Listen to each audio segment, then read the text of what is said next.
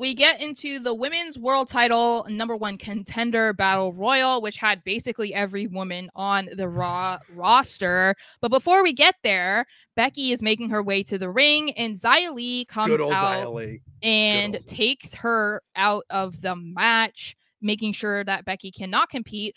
But at the same time, security comes out, Adam Pearce comes out and is like, hell no, girl. You are not getting in the ring after what you just did. You cannot compete in this match either. So he sends her to the back and basically eliminates her. So before we even get into what happened in the Battle Royal, I want to ask your opinion on what you thought about this angle for Xia, because we saw last week she took out Candice LeRae and it was kind of an awkward ending. And so obviously they're still trying to push that she's this like dominant female, which of course she is.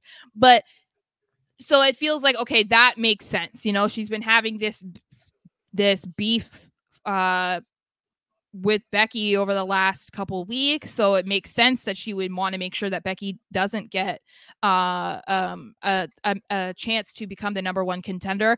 But at the same time, does it make her look kind of silly because then she eliminated herself from the match? No, I don't think silly. I think it's Adam Pearce looking stronger, because he was like, enough. Like he sent her out, and then that obviously built up his emotions to then eventually announce War Games.